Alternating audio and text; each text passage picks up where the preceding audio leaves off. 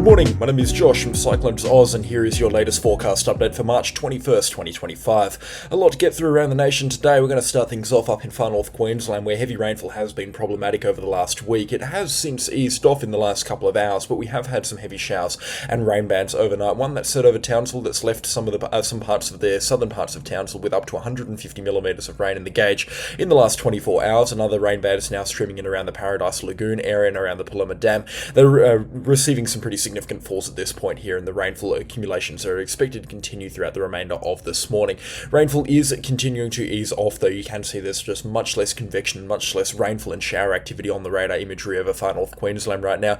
There is a little bit of it moving inland out towards Maxwellton and Cloncurry, and that's going to become important for the later term forecast as well, especially as we get out towards the later parts of next week. Some significant falls are expected out there, but for the most part, at least in the initial short range forecast for far north Queensland, the significant stuff is over, which is very good news indeed.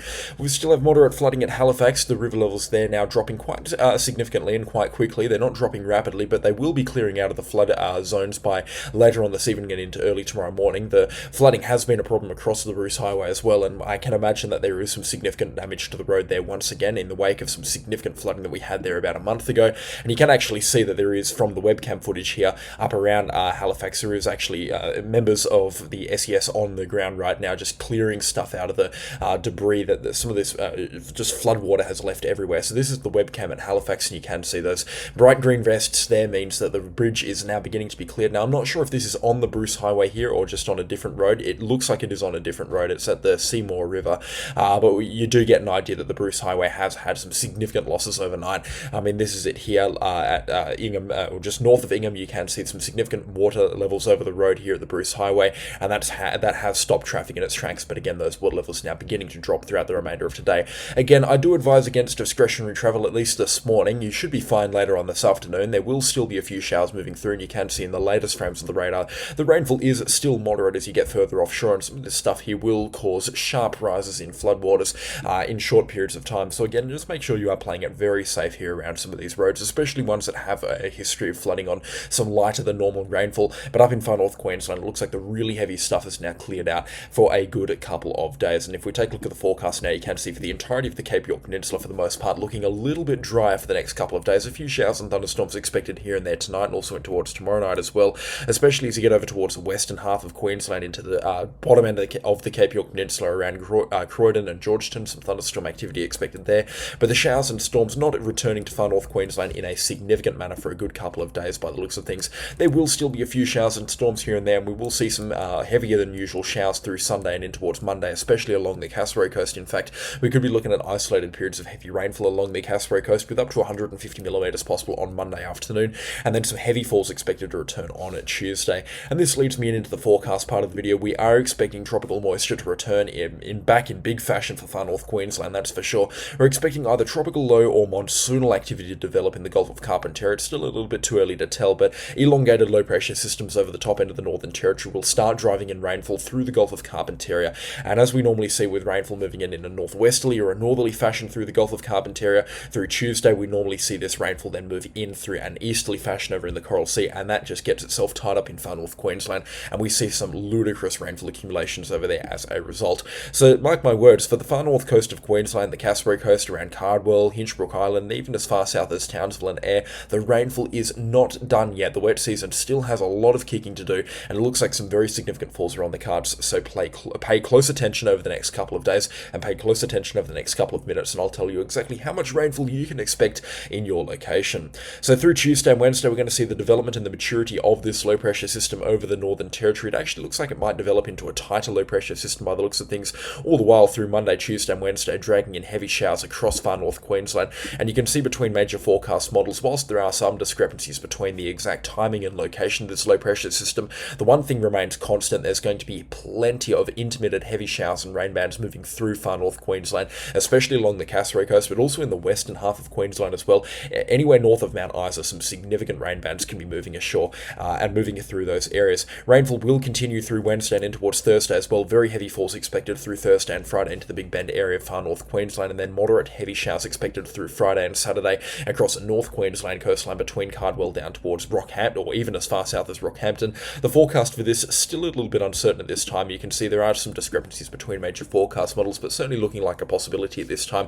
And as this tropical low begins to weaken off a little bit and the rainfall begins to head over into the Queensland side of things, we will be seeing some heavy showers throughout the remainder of the week through Friday, Saturday, and in towards Sunday, the 28th to the 30th of March. It looks like this will then come into thick streams of rainfall that are just going to slide through North Queensland. And whilst, again, there are some discrepancies between forecast models, this is definitely a worst case scenario that we're looking at here. Some pretty stagnant, heavy bands of rainfall are expected to move through North Queensland once again after a couple of days of lull in the rainfall through next weekend. So starting again on Monday and in towards Tuesday, some heavy falls expected through the northern parts of Queensland as we get into the first couple of days of April, and then it looks like by around the 3rd or the 4th of April the rainfall then begins to ease off. It is a bit of a messy forecast, and especially for the timing beyond next weekend, it is looking a little bit uncertain in terms of how much rainfall can be expected, and there are a lot of numbers being thrown out there right now. One thing is going to remain very certain is that heavy falls can be expected over the next 10 days along the Carpentaria coastline. That includes the Northern Territory and the Gulf and the Queensland side of things. Heavy falls also expected as far south as Mount Isa and Cloncurry, including Julia Creek, Gregory, Carrumba, Croydon, Georgetown, Maxwellton, and Schwenden as well. Rainfall accumulations there should be anywhere between 150 up to about 450 millimetres over the next 14 days. It is a wide scope of uncertainty, but very significant rainfall can be expected from this weather event here. And not missing out our friends over in North Queensland and far North Queensland as well. Depending on what happens, especially through Tuesday and Wednesday, some very significant rainfall accumulations look expected along the Caspro coast beginning Monday and then at their worst through Tuesday night into Wednesday morning. We might even be seeing more convergent zones in similar fashion to what we've seen over the last couple of nights across far North Queensland develop, and as such some very heavy falls can be expected for prolonged periods of time across this part of Queensland. It's not uncommon that we see convergent zones through this part of Queensland even at this time of the year when we are starting to head into the backside of the wet season, and as such some very significant rainfall cannot be written off at this time. Rainfall accumulations are still a little bit of an unknown, but you can see here this is just a 24-hour snapshot of what the EastMWF model has to say, and we're looking at rainfall accumulations in the one-day forecast period of up to around 500 or 600 millimetres here, so it just goes to show how much rainfall is actually on the forecast through some of these locations. This is 14-day rainfall accumulations here, including North Queensland and parts of the Northern Territory. We're going to start in the west and head over east because that's where the rainfall is going to be starting. It's going to start in the west earlier on this week, this coming work week, and then heading over towards the west as we get towards the later parts of next week and into the next fortnight as well. So the rainfall will be heavy along the Carpentaria coastline, like I said, anywhere between 150 out to about 450 millimetres on the Northern Territory side of things. The heaviest falls will be concentrated in far eastern Northern Territory towards the east of Tennant Creek and Canteen Creek. Tennant Creek could see anywhere up to about 100 millimetres of rainfall, but anywhere further towards the west of Tennant Creek and Alice Springs, rainfall accumulations will be a lot lighter. Alice itself could see up to about 50 or 60 millimetres of rainfall. Significant falls expected into the northwestern Queensland side of things. Falls around the Carrumba area could be as high as 500 millimetres. Same deal for the Mornington Island area as well. And then up towards Urukun and Weipa as well, rainfall accumulations around that 300 millimetre mark. Very heavy falls can be expected in this area through here. I believe what drains into the Gregory River up here in North Queensland. I can't actually remember the specific names of some of these rivers here, but no, the Norman River, that's the one here moving through Normanton. So all of the Norman River's tributaries and major gullies that flow into it expected to receive some very significant rainfall as a result here. So I'm expecting some very significant flooding through this part of Queensland, and you can see peak rainfall accumulations from the EastMWF forecast model up to 700 millimetres. Now, whilst this is unlikely to materialise, 700 millimetres, we're looking at about 2 years of rainfall. It cannot be written off because we are going to be talking about some very heavy rain bands and some slow-moving rain bands that aren't going to last for a couple of days. They're going to be lasting for a week on end. So we'll see intermittent, very heavy bands of rainfall moving through, and whilst the rain bands themselves might not last more than 3 or 4 hours, they'll still drop a couple of big drops of rainfall up around that 100 millimetre mark per rain band. And if you get 5 or 6 of them, boom, you do the math on that, you're looking at half a metre of rainfall through this part of Queensland. And not forgetting our friends up in far north Queensland as well, the Caspro coast expected to cop it as well, like I said, through early this week and in towards later this coming week as well. Rainfall accumulations are expected to be very significant there, with 750 millimetres on the cards now between Tully and Cardwell. The Access forecast model is also calling for some pretty significant accumulations as well. It hasn't fully came into fruition yet. I think the Access might be a little bit on the lower side here. Again, the Access hasn't really made sense of the forecast over the last couple of days, which is completely fine. It's a convective forecast model and it's not one to be trusted at the best of times, but it can do a pretty good job. So I'm waiting for the later edition of the Access forecast, and I'll have a look at what that has to say. But at this point here, there is still a little bit of uncertainty with the rainfall, but one thing's for sure, especially through Tuesday and in towards Wednesday, some very heavy falls can be expected up in far north Queensland. Significant rainfall also expected in towards into North Queensland as well. Ingham and Halifax can all expect about 400 millimetres over the next 10 days. Rainfall accumulations as well into the backside of March and into the first couple of days of April around Townsville could be as high as 200 millimetres, leading to 14-day rainfall accumulations between 250 and 350 millimetres. Again, some heavy showers possible through the first couple of days of this week there.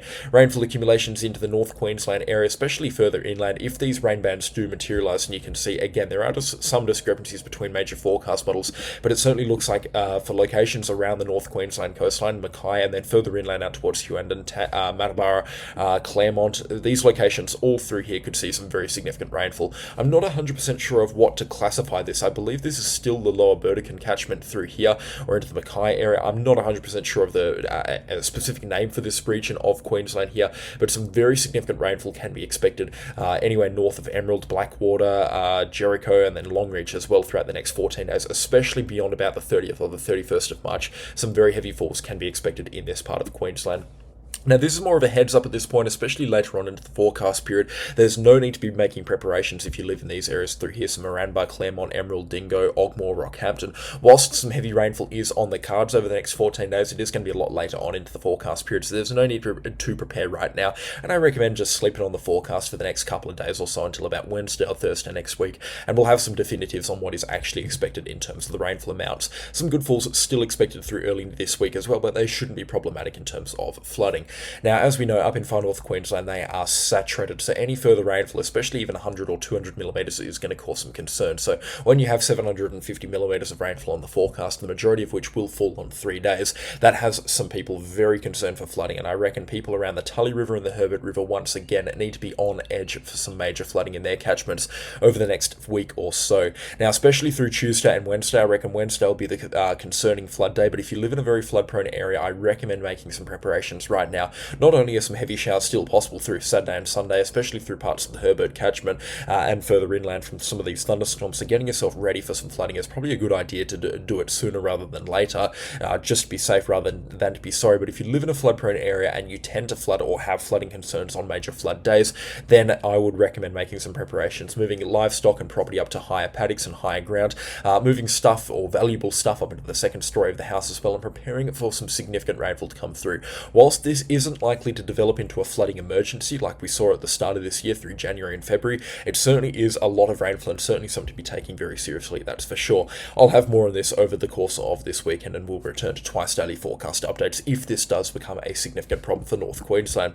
In terms of the Northern Territory forecast, rather, I feel like we've covered that in great detail. I don't really feel like we need to go into much more detail about the Northern Territory side of things, so we'll leave that for the remainder of today's forecast update. It's Western Australia that's got me scratching my head right now because we have tropical low / tropical cyclone activity galore over the next 14 days. Right now, out to sea, we have tropical low 25. Now, the Bureau of Meteorology was really keen on developing this into a tropical cyclone. In fact, yesterday, their morning forecast update, they had this becoming tropical cyclone Courtney by yesterday evening.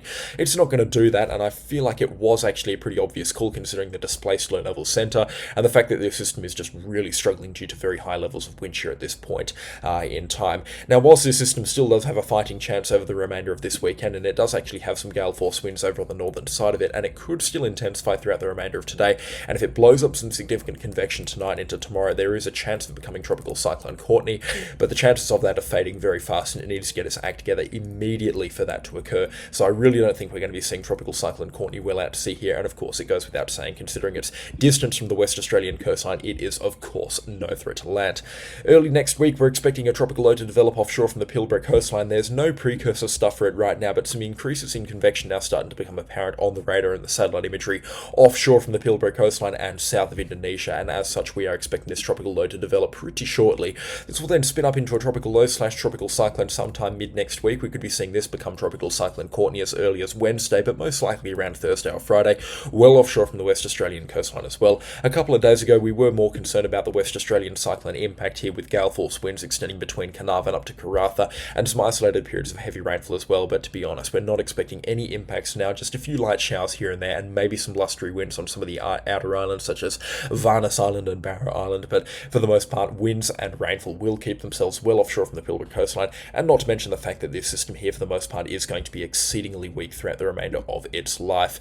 The GFS forecast is one that's got me most interested right now, because it's flip-flopped from that early stage tropical cyclone developing off the Pilbara coastline, and it's now got 3 tropical cyclones developing independently. It'll eventually spin up Courtney by around Wednesday or Thursday, then another tropical cyclone here south of Indonesia, and then another one offshore from the Kimberley coastline. This is very unlikely to happen, and you can see there's no major forecast model support either between the Icon and the Axis, and also the Eastern Bear forecast model, so I think the GFS here might be out on a limb, calling for something that isn't necessarily going to happen, but considering the GFS historically can be one of the most reliable forecast models for tropical cyclones, not so much in the southern hemisphere, but in the northern hemisphere as per what I've observed, it is always worth its 2 cents, but for the most part, I reckon this system here is not going to develop into 3 separate systems, it's not going to impact the West Australian coastline, it's going to remain offshore as a weak tropical cyclone. It could still strengthen a little bit as we get out towards the later parts of next week and into next weekend, around the 29th to the 31st of March respectively, before it makes that turn and either swings down into the graveyard offshore from Western Australia, or continues heading towards the southwest for Mauritius or Reunion much later on in its life. The long-range forecast is still a little bit uncertain at this time, and I think it's worth noting as well that there is a very slim chance of this tropical cyclone sliding down into the southwest corner of Western Australia and providing some rainfall down there, but when I say a very slim chance, I'm talking below 1% here, and I imagine this is going to be talked about a lot on the Facebook groups, especially some of the severe weather groups around Western Australia over the next couple of days, if this does hold out on the forecast, but don't take any notice of it until probably next weekend when it is. If it was still on the forecast, a little bit more likely to happen. This is exceedingly unlikely to happen. Whilst this is a historic possibility around the southwest corner of Western Australia, we do need a pretty strong tropical cyclone to be able to maintain its intensity as it gets blasted apart for about 48 hours by wind shear, heading down towards the southwest of Western Australia. So again, don't take any notice of the fake news that's going to come out surrounding this possible South Australia or southwest Western Australia impact here. It is very unlikely at this time. I just thought that it was worth putting that in at the end of this forecast segment. In terms of other interesting stuff happening around Australia, well, it was a pretty chilly morning across the southwest of Western Australia. Actually, I believe the coldest morning that we've had in a couple of months, down to 7 degrees here outside of Lake Grace at Newdigate, and 6 degrees here, I believe, at Bridgeton. So again, the temperature's really starting to cool off now. 6 degrees as well at what looks like Wandering or Brookton through here, and it was also pretty cold across the Perth metro area. I think my personal weather station, we got down to about 10 last night, and pretty cold as well across the hills into the southwest corner of Perth as well. So again, pretty cold across the southwest of West Australia. It is going to warm up this week, though. We're expecting heatwave conditions up around that 38 to 39 degrees for a couple of days, actually out to about a week of very warm weather as we get out towards the mid parts of this week, as that tropical cyclone spins up a west coast trough, and especially through Wednesday, Thursday and Friday, expected to go into the mid-30s across the southwest of West Australia, with no real reprieve to this heat expected until what looks to be about the 1st or the 2nd of April by the looks of things. So the heat is going to stick around into the end of March for the southwest of West Australia, and that is not just exclusive to Perth, that's exclusive to pretty much the entire west coast of the state.